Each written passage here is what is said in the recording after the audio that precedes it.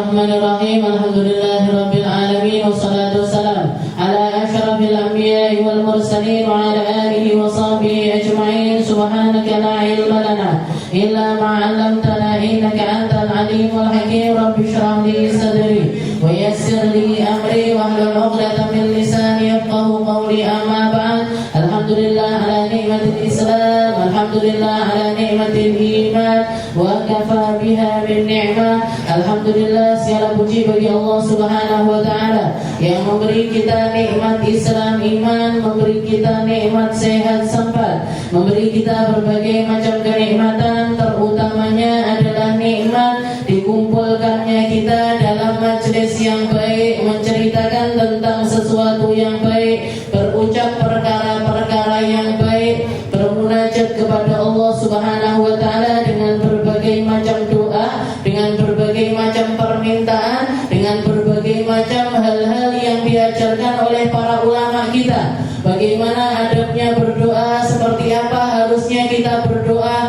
doa-doa apa yang harusnya kita panjatkan dan kita minta kepada Allah Subhanahu wa taala lebih dibandingkan permintaan kita tentang perkara dunia. Para ulama kita mengajarkan kita untuk nyari perkara-perkara yang abadi di sisi Allah Subhanahu wa taala, agar kita meminta ampunan dari Allah, minta dirahmati sama Allah, minta dilindungi oleh Allah dunia sampai akhirat nanti. Semuanya adalah susunan-susunan dari manusia-manusia mulia yang sudah terbukti kemuliaannya di sisi Allah Ta'ala. Orang-orang yang telah menorehkan sejarah hidupnya dengan penuh kebaikan. Mereka semuanya disebutkan tadi di dalam Hadrah Basaudan dengan begitu lengkapnya. Maka termasuk nikmat terbesar adalah ketika kita tersambung kepada sesuatu yang semacam itu. Ditambah lagi kita dikumpulkan oleh Allah Ta'ala di dalam ketakwaan. Kita dikumpulkan dalam kalimat la ilaha illallah. Allah Subhanahu wa taala mengatakan di dalam Al-Qur'an, wadhkur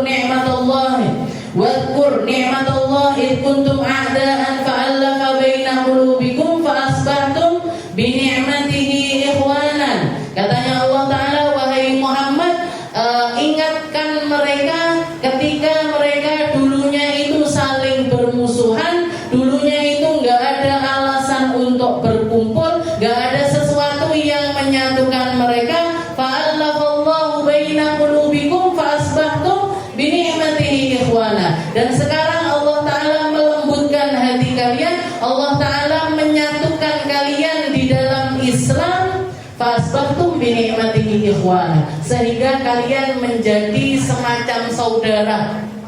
Sehingga kalian menjadi raket, sehingga kalian yang dulunya enggak kenal sekarang jadi kenal, yang dulunya enggak tahu sekarang jadi tahu, yang dulunya enggak ada hubungan sekarang ada hubungan, yang bahkan hubungan ini bisa menjadi hubungan yang lebih kuat dibandingkan hubungan persaudaraan. Hubungan antar sesama saudara se-Islam. Itu hal pertama yang Nabi Muhammad SAW lakukan begitu beliau menginjakkan kaki di negeri Madinah. Setelah prosesi nyari tempat untuk jadi markas masjidnya Nabi, dan lain sebagainya, tempat tinggalnya Nabi, yang dilakukan pertama kali oleh Nabi untuk umat, untuk orang Mekah dan juga Madinah atau Muhajir dan juga Al-Ansar, yang dilakukan sama Nabi Muhammad adalah menjadikan mereka ini saudara-saudara. Sayyidina Abu Bakar dicarikan saudara dari kalangan orang Ansor. Sayyidina Umar dicarikan saudara dari golongan orang Ansor. Sahabat ini semuanya digandeng-gandengkan sama Rasulullah SAW, dan mereka menerima itu semuanya dengan lapang dada. Yang dipersaudarakan terima, yang dikasih tanggungan untuk ngangkat saudara ini juga langsung terima. Bahkan dikatakan orang-orang Ansar ini saking taatnya sama Nabi Muhammad SAW, mereka bahkan rela apa yang mereka miliki ini dibagi jadi dua, itu rela. Ada salah satu sahabat Ansar yang begitu dipersaudarakan sama salah satu orang Muhajir oleh Nabi Muhammad SAW, sahabat Ansar tersebut mengatakan, wahai saudaraku, saya punya rumah 2, silahkan pilih salah satunya. Saya punya usaha 2, silahkan pilih salah satunya. Bahkan dikatakan, saya punya istri 2, silahkan pilih salah satunya. Ini katanya orang Ansar. Maksudnya apa? Bukan terus habis dipilih terus langsung dirapi, enggak. Oke, katanya orang tersebut, kalau kamu milih salah satu dari istriku, akan aku ceraikan dia, nanti silahkan jadi istrimu. Oke. Itu saking istilahnya nerimonya mereka dengan keputusannya Nabi Muhammad SAW.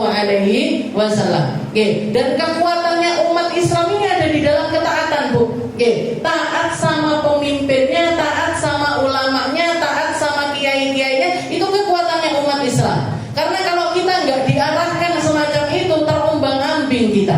Oke. Kalau nggak ada yang mengarahkan kita, kamu harus gini, kamu harus begini, kamu harusnya seperti ini dan lain sebagainya, kita nggak akan punya kekuatan. Kekuatannya umat Islam itu letaknya di dalam perkataannya para sahabat yang sering kali kita dengar, sami'na wa ata'na. Kami dengar ya Rasul dan kami taat dengan perintah tersebut. Oke. Jadi saking taatnya sama Nabi sampai rela. Oke, sampai rela. Ki aku duit lemah loro, spek siji dak apa.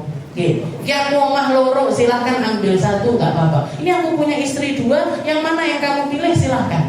Oke. Nah, tapi alhamdulillahnya orang-orang Ansor sendiri juga tahu diri.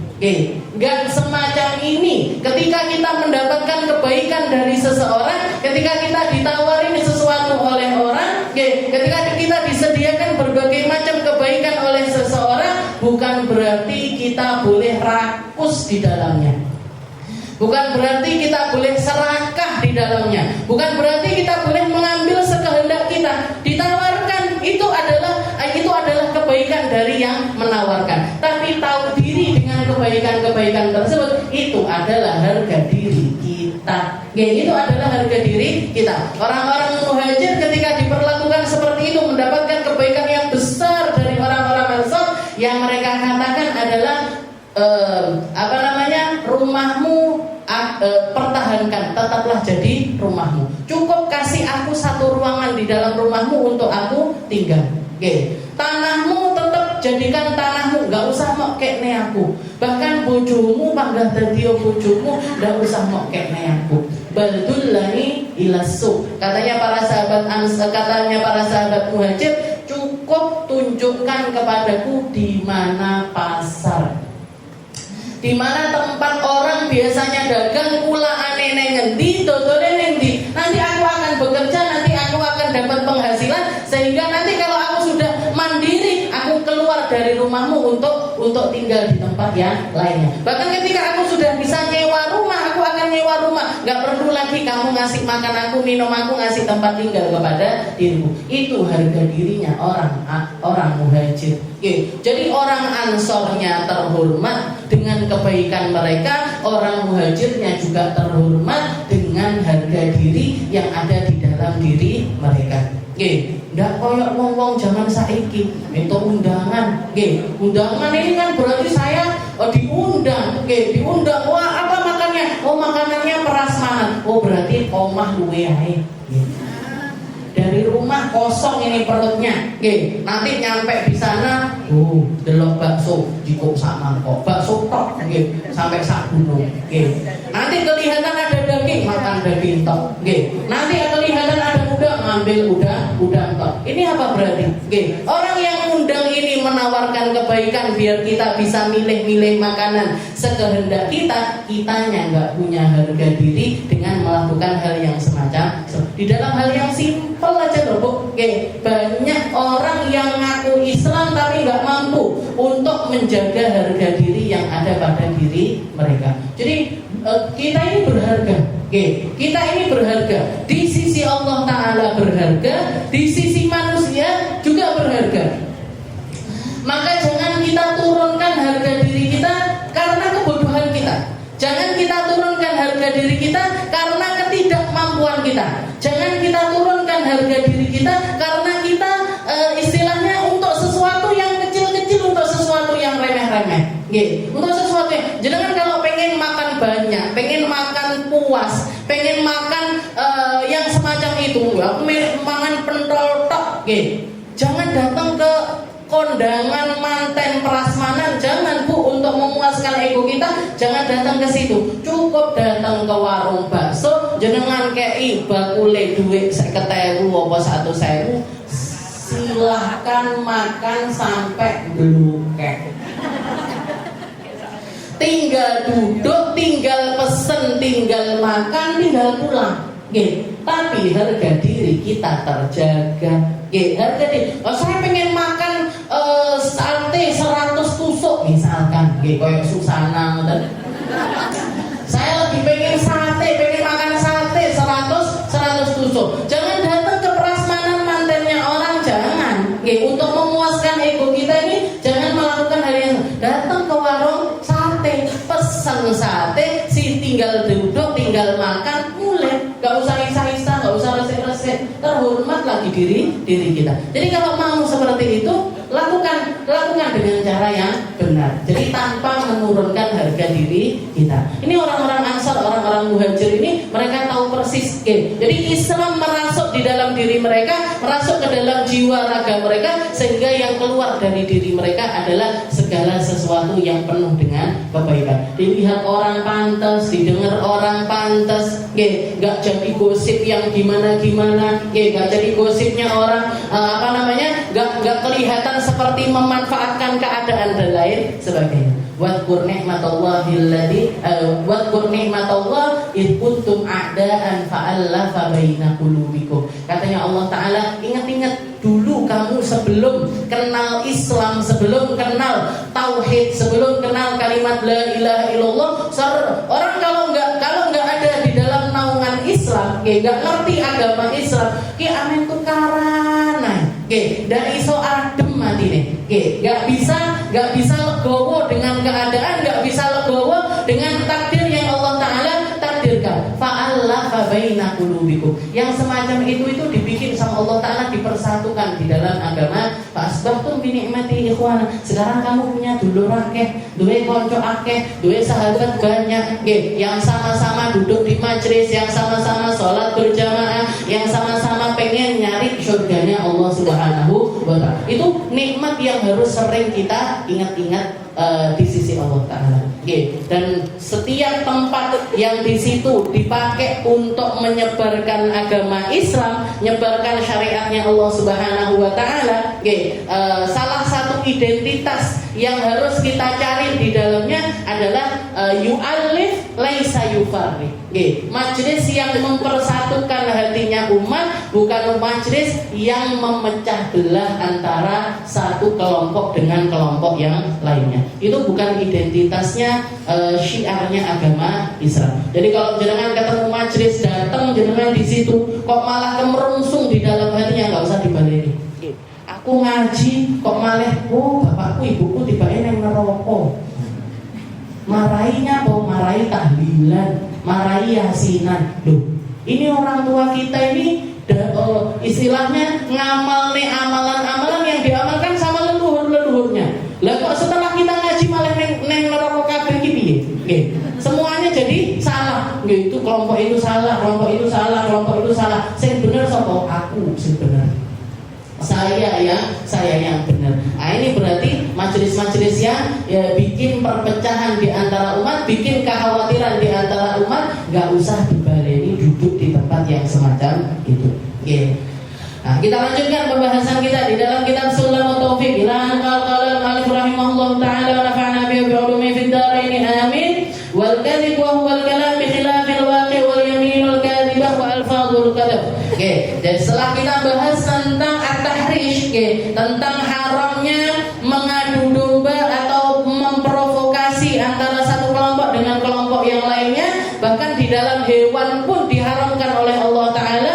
Maka sekarang Al-Habib Abdullah bin Husain bin Tahir mengatakan termasuk maksiatnya lisan yang paling fatal yang kita harus bersihkan dari lisan kita adalah al-kadhib, kebohongan.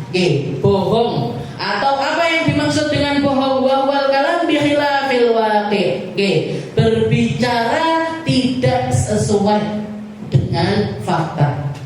Ngomong yang nggak bener, ngomong yang nggak real, atau nggak ada buktinya, bukan sesuatu yang benar, itu semuanya masuk di dalam golongan para al-mukadzibin, orang-orang yang pembohong. Masuk di dalam kategori dosa yaitu kebohongan. Mau itu bohong besar ataupun bohong kecil, semuanya masuk di dalam kategori bohong yang di situ hukumnya adalah haram. Semakin besar kebohongan seseorang, semakin fatal dosanya di sisi Allah Subhanahu wa taala. Semakin besar dosanya di sisi Allah taala. Jadi jangan biasakan bohong. Jangan sampai kita itu terbiasa berbohong atau menutupi kebohongan sedemikian rupa karena nggak ada kebohongan yang akan langgeng selama-lamanya. Pasti bakalan terbongkar. Jadi seseorang kalau sudah biasa bohong, sekali bohong dia akan menutupi dengan kebohongan yang lain. Ditutupi lagi dengan kebohongan yang lain. Terus seperti itu. Akhirnya ini yang bikin orang ini menjadi al-kadzdzab, menjadi seseorang yang penuh dengan kebohongan. Bohong lagi, terus seperti itu. Makanya jangan biasakan bohong, jangan pernah melakukan sebuah kebohongan. Bohong itu, para ulama, Imam Nawawi termasuk diantaranya, ada 3 kategori bohong yang boleh. Jadi ngomong nggak sesuai dengan fakta tapi masih diperbolehkan oleh syariat. Tiga tempat, ada di 3 tempat. Yang pertama adalah bohongnya seorang suami untuk menjaga keharmonisan rumah tangganya. Jadi niatnya memang kudu bener, bukan bohong yang istilahnya menutupi kesalahan, bukan, tapi bohong untuk menjaga keharmonisan rumah tangga. Itu diperbolehkan oleh syariat. Omongannya suami, misalkan suaminya bilang, "Bu, saya nggak pernah melihat perempuan secantik diri." Pret. Aslinya kan pret, gitu. Aslinya kan pret. Tapi yang semacam itu boleh. Marahin jenengan dibohongi seperti itu, tambah senang. Bu, rambutmu kok apik, nggak pernah saya lihat rambut sehitam, setebal, selembut rambutmu. Kalau mulus-mulusnya kan. Nah gimana? Padahal bercabang di mana-mana, ketombean dan lain sebagainya. Jenengan dibohongin, tahu kalau dibohongin, tapi seneng apa enggak? Gawe kelambi pas apik gitu dipuji, ya Allah, bojoku pancen bojo terayu, terbaik, terus pokoknya terkabeh. Yang semacam itu gimana? Nggak apa-apa. Itu diperbolehkan di dalam syariat karena yang semacam itu bumbunya kasih sayang di dalam rumah tangga. Bahkan saya ingat guru saya, Habib Umar bin Hafid itu dengan segala kesibukannya, sama Hubabah Nur dengan segala kesibukan dakwahnya beliau, itu setiap kali, jadi sering kali Habib Umar itu nanti pergi dakwah seminggu, pergi dakwah sebulan, pergi dakwah, macam istilahnya pisah. Mau itu pisahnya itu sebentar ataupun lama, itu setiap kali mau ketemuan dua-duanya itu bikin puisi. Dua-duanya itu bikin puisi. Kayak di Indonesia itu teman-teman yang ikuti dakwahnya dia sering menemukan. Jadi biasanya kalau misalkan dakwahnya itu di satu daerah, Habib misalkan dakwah di Jakarta, Bu Bapak juga sedang ada di Jakarta, malamnya ketemuan, nginep bareng di satu tempat. Itu begitu ketemu, Habib sudah menyiapkan puisi untuk merayu istrinya juga menyiapkan puisi untuk merayu suaminya. Jadi yang semacam ini diperlukan sebenarnya di dalam rumah tangga. Tapi ojo meri lek nggak duwe bojo ngeten. Kalau nggak punya suami, karena mayoritas laki-laki itu nggak romantis. Saya romantis ini dikit banget. Yang kayak Habib Umar ini dikit sekali. Yang bisa merayu istrinya ini dikit sekali. Jadi kalau misalkan nggak punya yang semacam itu, nggak usah banding-bandingnya. Yo enaknya jadi bujurnya Habib Umar. Jenengan nggak jadi semua istrinya Habib Umar karena jenengan nggak sekelas Hubabah Nur. Ya Allah, enaknya jadi Sayyidah Khadijah. Jenengan nggak jadi istrinya Nabi Muhammad karena jenengan nggak sekelas dengan Sayyidah Khadijah. Jadi saya ngenek disyukuri. Tapi pulang nanti ditelok bojone. Pancen aku ngene, penting ngene. Nah, pas nih. Kalau dapat rotok dhuwur titik nggak pas, Bu. Rotok dhuwur titik nggak pas sudah jenengan. Istilahnya sing ngene iki disyukuri, disabari, ya disyukuri, ya disabari, ya diteladani. Yang penting muga-muga sampai surga. Nih. Yang penting semoga bisa jadi teman hidup di dunia sampai di akhirat. Amin. Bisa enak-enak nggih, Bu. Jangan tukar-tukar. Fatal nanti.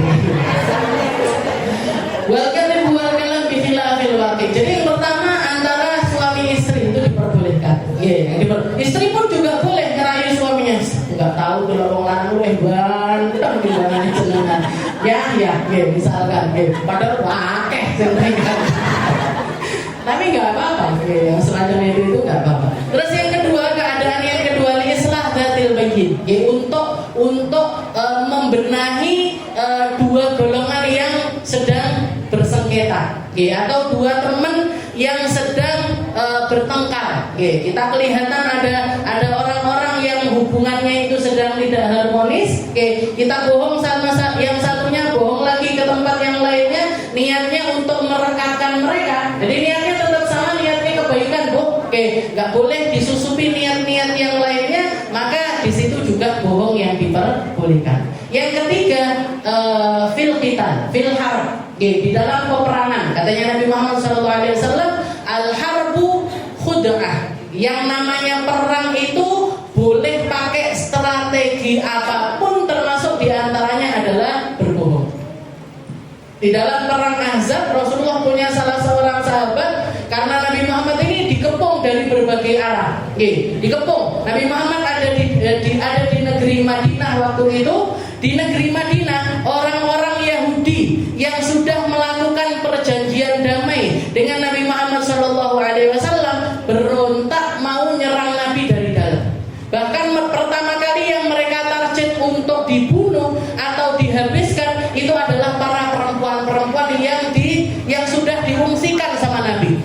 Jadi ketika perang berlangsung, perang Ahzab atau perang yang kita kenal dengan nama perang Khandaq, itu Nabi Muhammad itu anak kecil-kecil, perempuan-perempuan sudah ditaruh di beberapa tempat pengungsian. Rumahnya sahabat ini, rumahnya sahabat ini, rumahnya sahabat ini dipakai untuk sembunyi perempuan dan juga anak kecil.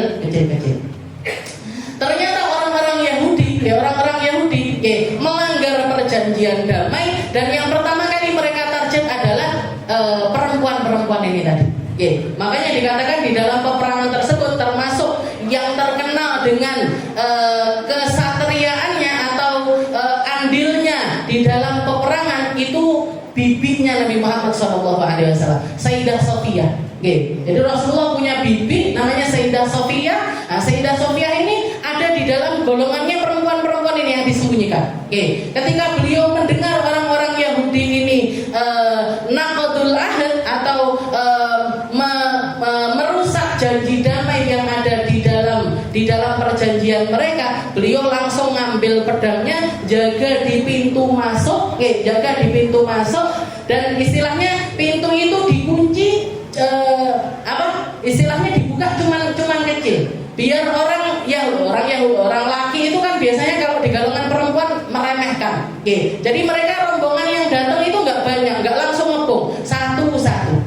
Dikatakan di situ Sayyidah Sofiyah begitu masuk satu ditebas lehernya, masuk satu ditebas lehernya. Itu yang melakukan adalah Sayyidah Sofiyah, bibinya Nabi Muhammad, perempuan, bayangkan. Perempuan kendel, ngambil pedang dan nggak segan-segan untuk membela dirinya dengan cara yang semacam. Jadi dari dalam ini musuh sudah siap-siap nyerang Nabi. Dari luar orang dari seberangnya Madinah, ini orang-orang kafir Quraisy dengan pasukannya dan juga perlengkapan perangnya yang luar biasa. Maka dikatakan waktu itu ada salah satu sahabatnya Nabi, dia baru masuk Islam. Setelah itu laki-laki tersebut mengatakan, ya Rasul, sekarang ini saya masuk Islam tapi nggak ada satupun orang yang tahu kalau saya ini sudah muslim. Maksud kamu gimana? Biarkan aku menyusup di antara mereka dan menebarkan kalimat-kalimat yang bikin mereka ini takut ya Rasul. Katanya Rasulullah, silahkan. Silahkan. Maka orang tersebut yang baru masuk Islam ini tadi datengin orang-orang Yahudi. Muhammad itu persiapannya bukan cuma yang seperti kamu tahu loh. Dia punya persenjataan yang tersembunyi di tempat lain. Pasukan yang bakalan dikirimkan dari negara tetangga yang sudah punya kesepakatan mau bantuin Muhammad. Kamu kalau ikut nyerang, entek awakmu. Pergi lagi ke tempatnya orang-orang kafir Quraisy. Kamu jangan main-main. Muhammad itu persenjataan. Jadi nebarkan omongan bohong semuanya. Rasulullah nggak punya persiapan lebih.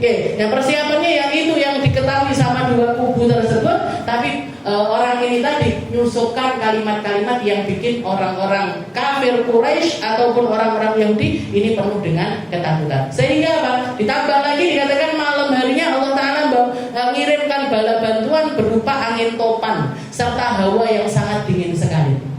Jadi tendanya orang Quraisy itu terbang semuanya. Sehingga mereka akhirnya hari kedua nggak lanjut perang tapi mulih nenggone negarane dewe. Maka katanya Nabi Muhammad waktu itu beliau mengatakan al-harbu khud'ah. Yang namanya perang itu boleh pakai strategi apapun, termasuk diantaranya adalah melakukan kebohongan-kebohongan yang semacam ini. Nah itu disetujui sama Rasulullah SAW. Tapi Nabi Muhammad SAW min amanatihi wa min sidqihi, dari saking amanahnya beliau, dari saking jujurnya beliau, di dalam peperangan sekalipun beliau nggak pernah bohong. Nabi Muhammad secara pribadi itu di dalam peperangan sekalipun beliau nggak pernah bohong. Dikatakan ketika perang Badar pertama kali Rasulullah berangkat perang bersama dengan 313 orang Ansor dan juga orang-orang Muhajir. Sedangkan musuhnya ini 1000 orang lebih dengan persenjataannya yang lengkap. Nabi Muhammad keluar bersama 313 orang itu bahkan nggak punya persiapan yang matang. Bahkan banyak di antara para sahabat ini yang satu kendaraan itu dipakai gantian 2 orang sampai 3 orang, termasuk Nabi Muhammad SAW. Nabi Muhammad itu kendaraannya cuma satu, kudanya atau ontanya cuma satu, dinaiki beliau, Sayyidina Ali sama salah satu sahabat yang lainnya. Katanya Sayyidina Ali dan sahabat yang satunya lagi, mereka mengatakan, ya Rasul, jenengan aja yang naik, kita jalan aja sepanjang perjalanan sampai Badar nggak apa-apa. Sampai ke Badar kita jalan nggak masalah ya Rasul. Jangan aja yang naik di atas unta. Katanya Rasulullah nggak seperti itu sebuah pertemanan, tapi kita rolling bareng. Kita jalan misalkan 2 jam jalan, kalian berjalan 2 jam, nanti saya turun, salah satu naik, nanti satu lagi turun, satunya lagi naik, terus seperti itu sampai nyampe ke daerah Badar. Tapi dari keramatnya perang tersebut dikatakan para sahabat itu sebagian di antara mereka nggak bawa senjata, tapi mereka ngambil kayu bisa dipakai pedang. Mereka ngambil batu bisa dipakai senjata. Mereka ngambil sesuatu. Nah itu mukjizat yang Allah Ta'ala berikan kepada ahlu Badar. Makanya dikatakan salah satu tawasul paling keramat. Jangan kalau punya hajat yang besar, setelah itu pengen hajat itu terkabul, diantaranya yang paling manjur adalah bertawasul kepada para ahli Badar. Karena mereka orang-orang yang dapat pertolongan itu secara nyata dari Allah Subhanahu wa Ta'ala. Tapi dikatakan ketika di dalam perjalanan tersebut Nabi Muhammad ini pengen inspeksi, maksudnya nyari tahu sampai mana orang-orang Mekah dan berapa jumlahnya mereka, berapa persenjataannya mereka. Rasulullah pengen nyari duluan, sehingga beliau pisah dari rombongan, jalan berdua dengan Sayyidina Abu Bakar As-Siddiq. Jalan berdua sama Sayyidina Abu Bakar. Ketika di perjalanan beliau ketemu sama satu orang yang lagi duduk, di sebelahnya sumur. Ada satu orang tua gitu, dan itu adalah sumur satu-satunya. Istilahnya orang kalau perjalanan apalagi di zaman itu mesti mampir sumur itu untuk ngambil air, untuk melanjutkan perjalanan. Karena kalau mereka nggak ngambil air, nggak akan dapat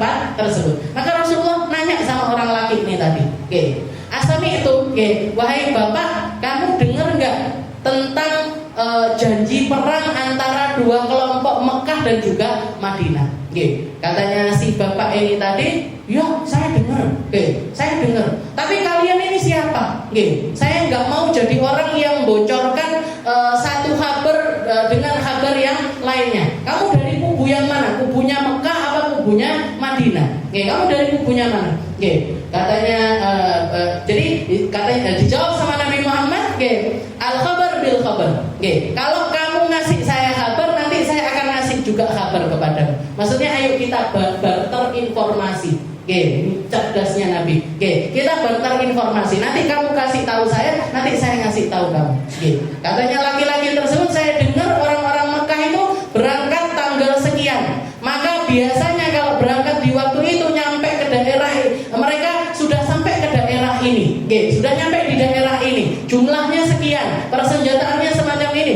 Detail informasinya itu dikasih tahu. Oke, setelah itu saya dengar Muhammad, kelompoknya Muhammad, dia berangkat di tanggal ini. Biasanya dia akan nyampe ke daerah ini. Nah, jadi ngasih tahu informasi macam-macam. Oke, setelah itu, setelah selesai, kata Rasulullah mengatakan, ya udah terima kasih. Ya udah terima kasih. Katanya bapak itu, katanya al khabar bil khabar. Oke, katanya barter informasi. Saya sudah ngasih tahu kamu tentang berbagai macam hal.